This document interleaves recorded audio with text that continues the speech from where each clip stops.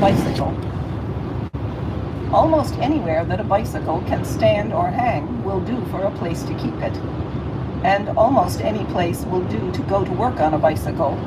The roadside, the lawn, although the grass is worse than a haystack to lose things in. Anywhere, in fact, that may suit your convenience.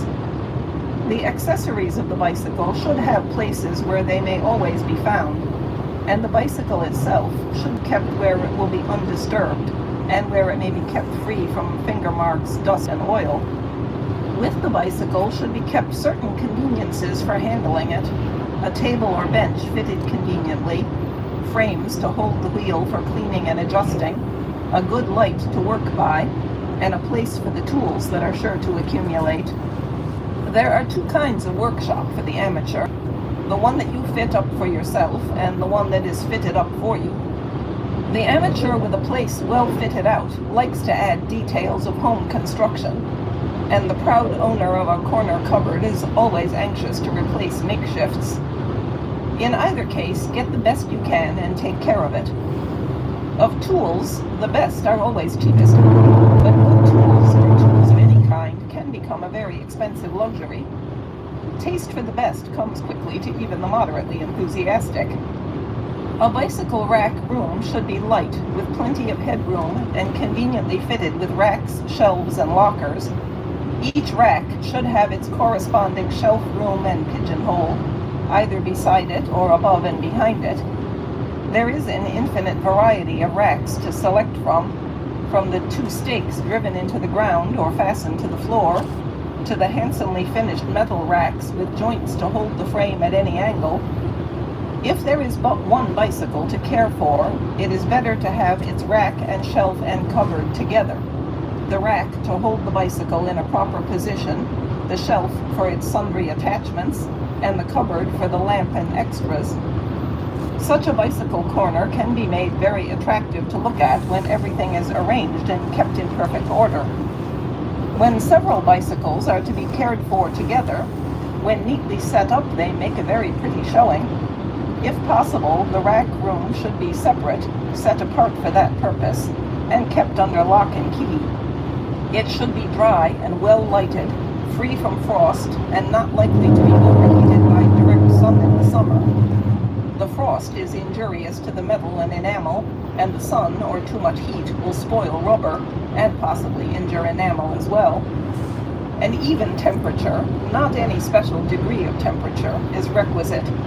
For changes of temperature cause different degrees of expansion and contraction in different materials, and as the steel frame and the enamel it is covered with do not expand and contract in quite the same degree, they will gradually work loose from each other, and the enamel will flake or split.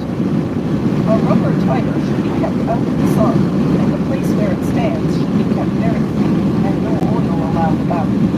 For oil is injurious to the rubber, and in case of punctures makes repairing very difficult, if not impossible.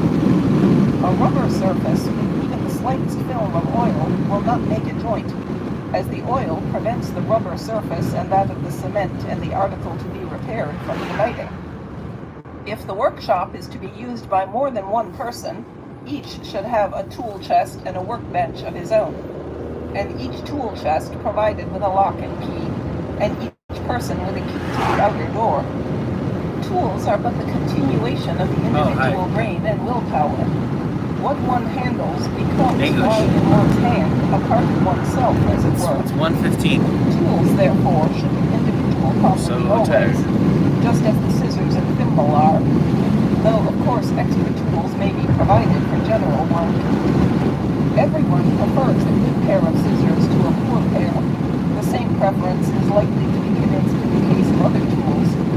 If the tools are common property, the best will always be taken and often not restored to their proper place. A bicycle workshop is devoted to metal work, woodwork, and rubber work. The metal work should be kept by itself, and the tools used for metal work only.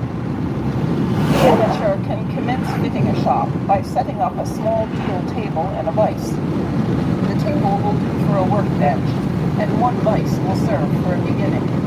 It should be of medium size, quite heavy, made of wrought iron cast steel and capable of holding a wrench in its jaws, though a less expensive one could be made to do.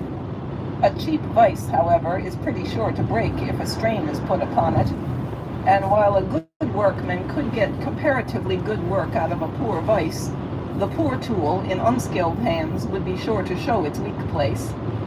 Have a notch cut in the edge of the table to let the vise back to where there is a bearing surface, and it is well to have it as far in as convenient, for the weight will thus be supported more steadily. Get a plumber to cut a section of lead pipe about as long as the jaws of the vise, and have the piece of pipe split and flattened.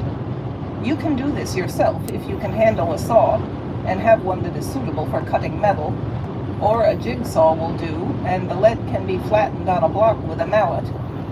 Screw one of the flattened pieces of lead into the jaws of the vise, leaving about an inch to project above.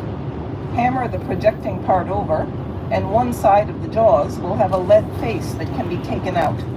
Do the same with the other piece of lead. Replace them both, and the vise is fitted with a pair of lead jaw faces, which will be found most useful. The lead being soft, any small metal object may be held between the jaws without injury, while if the steel face of the vise came in direct